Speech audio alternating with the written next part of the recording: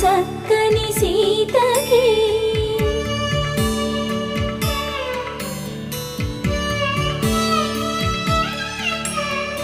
ఎర్ర జాబిలి చేయి రాముడేడని అడుగుతుంటే